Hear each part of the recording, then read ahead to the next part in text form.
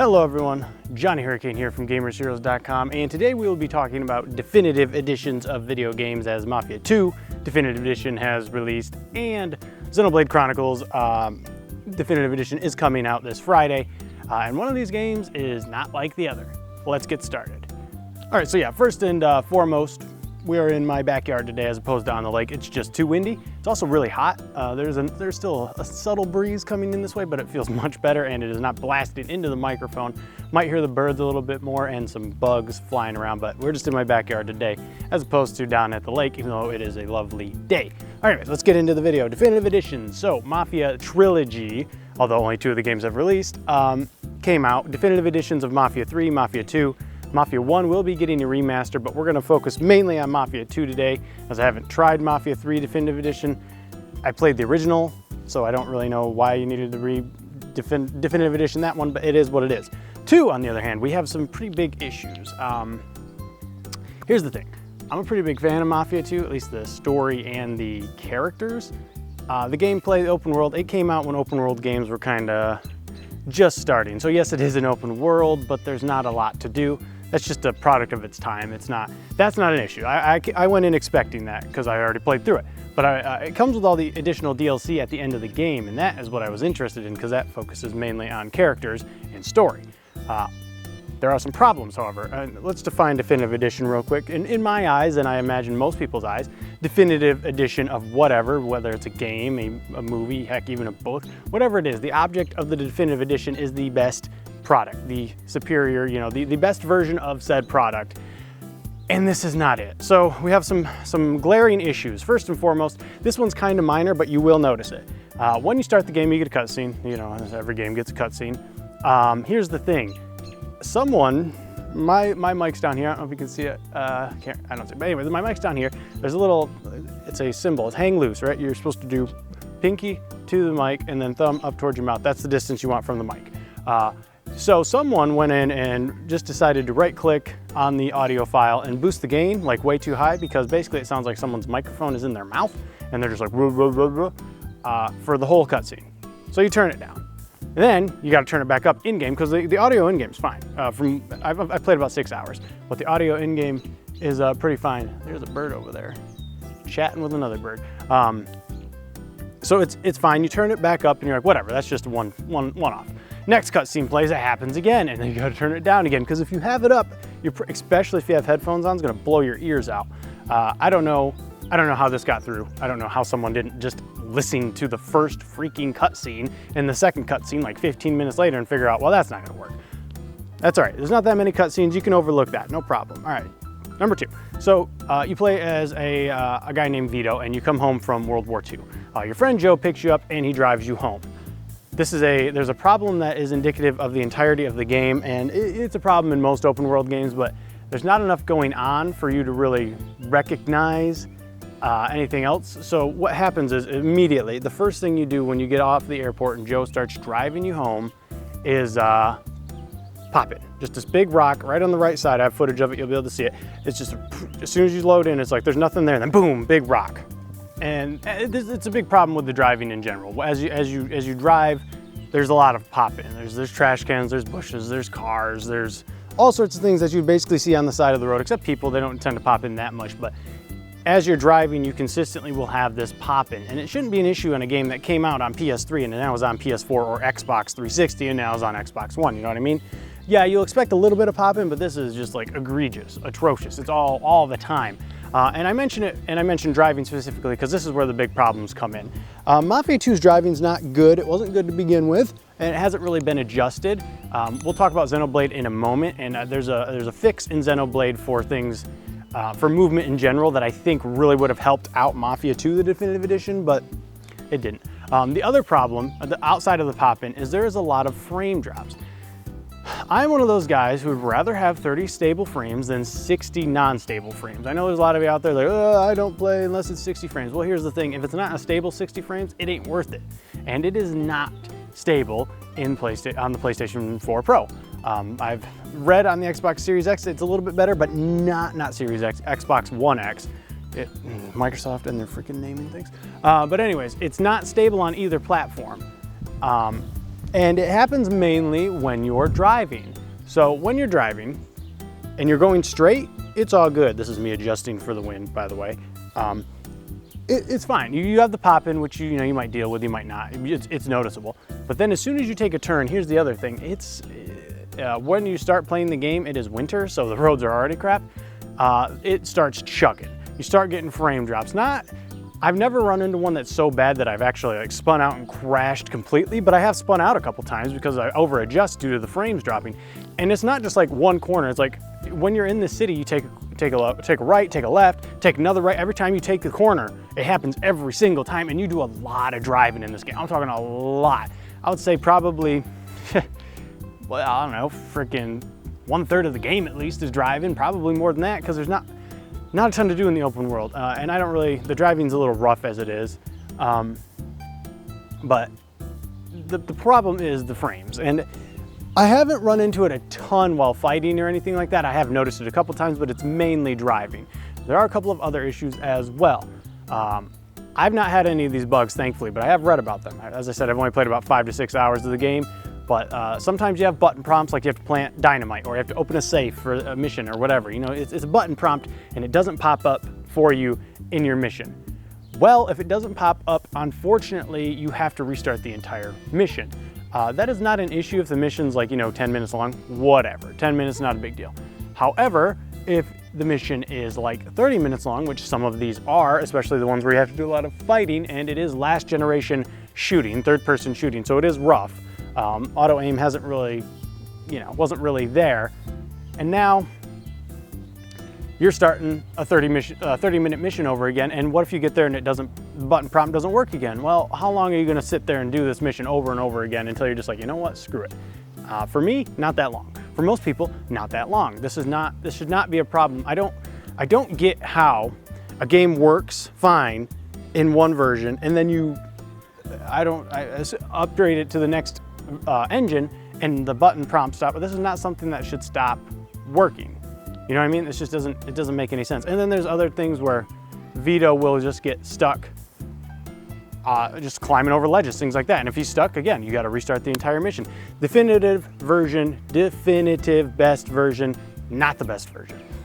So there's a couple things. I'm pretty sure I know what happened here. I've got two choices. You can pick either one you prefer, but here's the thing. One of these is the truth. First and foremost, Corona, at least around here, I hope you guys had a wonderful holiday weekend. If you were in America, I did. I grilled some brats and ribs, put up a little bit of footage of that for you. If you didn't get to do that, looks nice. Got a new grill, freaking fantastic. So Corona's, I know that it's still rough in places, but it's chilling out around here and starting to chill out around other places as well. Yeah, I still got to wear a mask in the grocery store, but that's fine. I'll deal with that. But the thing is, especially in these summer months, as I'm sitting out here and it's probably like 85 freaking degrees, I should just wear a t-shirt today, but people are going outside. I mean, my lake was flooded this weekend with people for the holiday. And as they go out and are finally let out, that means money is going to be less spent, right? Not as much money is going to be spent on video games. So here's what 2K is thinking. Here's option number one. First off, I don't think this option is true, but it is possible. This was the intended release date. They were just going to shadow drop it, but they wanted to drop the entire thing, right? 1, 2, and 3. 1 wasn't quite ready, but they're like, F it, let's push out 2 and 3 because 2 is good enough, and 3, I don't know if there's any problems with 3. There should not be any problems with 3. So why not drop it? And we can still get the $60 if you buy the trilogy. Worth noting, Mafia 2 is only $20 if you buy it solo. Why this is a possibility is because this week, this Friday, 2K, the guys that do Mafia, or publish Mafia, they have 3 games coming to Switch this Friday. 3 ports, 3 remasters, as they don't have any actual like big titles this year that I can think of. So here's the 3 ports. It's XCOM 2, Borderlands Handsome Collection, I want to say. I don't think it's Borderlands 3. And then the BioShock Collection, which I think most of those should run fine on the Switch. XCOM might be a little iffy, but the others should be okay. So, that's $60, $60, $60. Then you get the Mafia version. That's three potential $60 there, or 3 60s and then a 20 if you do the definitive edition. What I believe actually is the case was, as I was mentioning, people are starting to go outside, starting to spend less money on video games and stuff as they can finally do stuff. I think this entire thing was meant to release in August, and they saw that people, you know, things are starting to chill out, so people are going to start going outside more, which means they might spend less money. So why don't we push the 2 versions that are playable right now and just say, hey, Mafia 1's remake, remaster's coming in August. This is the version I believe is the truth. It's one of the 2.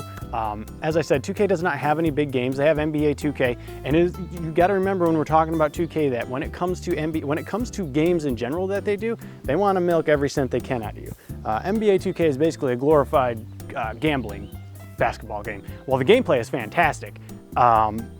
Everything else, microtransaction-wise, is egregious. It's atrocious. It's one of the worst offenders in the entire industry, quite frankly. GTA 5, very similar situation. Basically, if you don't spend money in that game, you're going to get shot by a motorcycle that can fly and shoot missiles. Red Dead's not as bad, but they do try and get you with pretty much every job system. So that's what I'm trying to say is that they're always trying to make more and more and more money. And this is what happened was they were realizing, well, if they go outside and things start chilling out, they might not spend as much. So that's where we're at with them.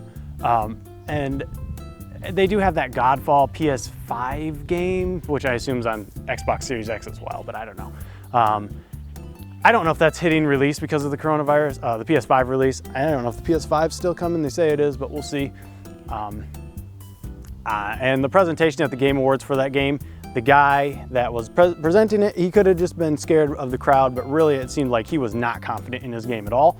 When the other dude put his hand on the dude's shoulder, he was like, yeah, it'll be ready. And like the guy that put his hand on his shoulder was just like, yeah, we'll give you all the resources you need to get it done on time. And it was one of those, you know, like the iron grip of like, get it done type of deal. So I'm not confident in that game in the least. And they haven't shown anything else, which is not a good sign. So anyways, that's what we're talking about for Mafia 2 Definitive Edition. Let's talk about real quick Xenoblade. I've played this for about 10-ish or 12-ish hours. This is a much better Definitive Edition, probably the best version of Xenoblade currently out there, Xenoblade the original. There's still like the resolution on the Switch, it's the Switch at this point. It's 720. It's not, it doesn't even get 900, it's not 1080. It is worth noting that the Wii version wasn't even in HD, I think it was 480. So it is an upgrade, it's just not that good of an upgrade. That's about the only downside to the game that I've noticed so far. Even then, it still looks much better than it did on the Wii, in my opinion at least. There's no frame drops that I've run into. And there's a couple of quality of life things that they've done. First off, they've added that new DLC at the end of the game, which I never beat the original, so I'm not, you know, I'll be hitting that once I beat this part. But hey, more content's always a good thing. Two big things, and I do remember this because I played a couple of hours of the original when it first came out. Side quests. There's a lot of gathering side quests. I'm talking like 200 to 300 side quests. Most of them are like, hey, go gather this, or go kill this enemy and gather this, or whatever like that. So what they didn't do before, it used to just kind of be like a big circle of like, here's the potential area. Now it's like, here's an exclamation mark, here's the enemy you need to kill, here's the apple you need to gather, here's whatever. I appreciate that, because here's the thing, I'm not gonna do all these side quests if I have to remember where every single shiny item is on the floor, I'm not gonna do them all. But now that I know where they're all at, yeah, you know, if I'm out there, I'll go grab them, because a lot of them don't actually give experience, they just give money, which you do need, but it's not worth it if you have to look around the entirety of the city. Like one of these things was like, go find a wedding ring, and it was like behind a factory alleyway that I would have never went down. So it was just cool, good addition. I was talking about earlier, Mafia 2 could have really benefited from this. Xenoblade's a very large game, a lot of open fields with enemies and whatnot, and what they did was they added an auto run. Now I think this is something most open world games should have, but the auto run feature, you just click it down and he automatically runs. You still have to control where he moves, and you can't like click a spot and he'll auto run there. That would be next level stuff, which would be awesome. But still, I think in Mafia 2, because you do a lot of driving and the driving's kind of crappy, they really could have benefited from the system of like, hey, you want to auto drive there, maybe you don't get there as fast, but you don't got to worry about the frames and you ain't got to worry about the snow. So I think they could have added that, and it would have been better overall. The point here is one of these versions is an actual definitive edition. One of these is not. One of them is a cash grab. One of them is the superior version of the game, in my opinion. I'm sure some people are going to be like, no, that Wii version, baby, that's where it's at. But hey, you're never going to be able to please them all. As gamers, we are never all pleased. That's just how it goes. But yeah, let me check my notes real quick. I'm pretty sure I hit on everything. Xenoblade so far for me has ran great. No frame drops, no issues, no crashes, no bugs, no nothing. Just a bunch of quality of life improvements on a game that was already pretty good that I just hadn't gotten through, and now I have. So, well, I'm starting to. I'm, like I said, 12 hours in. But my point being is I thought I was going to beat Mafia 2 because it's only like 12 hours, probably 15 with all the DLC. I don't think I'm going back. The version, it's just too rough. I don't really enjoy it. It's not a good version, which is unfortunate because if you are a fan of like the gangster schlick of like, you know, Goodfellas, Casino, Brasco, Five Families, things like that, you'll enjoy the characters and you'll enjoy the world and the story, but the gameplay's just not that good. And plus Xenoblade I am really enjoying, so I'm just gonna go through that instead. All right, nope, that's it. Everything's on there. That's how we do it. Okay, so first and foremost, I'd like to know if your guys' situation is chilling out around where you live as well. As I said, it's starting to chill out around here, which I greatly appreciate, assuming we don't get blasted again. But let me know if you're getting chill out. Second off, what are you guys playing? May's been kind of empty. If I hadn't had Xenoblade, I don't know what I would have been playing for the rest of the month. I guess PSO2, that's coming out officially on PC here in a couple days, so that's probably where I'll be. Let me know what you guys are going to be playing, and you know how it goes by now. You liked what you saw, got what you needed. Actually, let me know if you like the woods background. Look, I have no problem shooting in my house with AC, just so we're clear, but I also like to go outside and shoot in the woods. I have a lot of woods around here, a lot of trails and stuff like that, so I will, if this is something you guys don't mind too much, I'll probably go into some trails and do it from there. There's a lot more activity back there. Squirrels like to run around, a lot of squirrels, some chipmunks as well. But anyways, if you liked what you saw, got what you needed, like, comment, subscribe. See you guys in the next video. Later, Gators.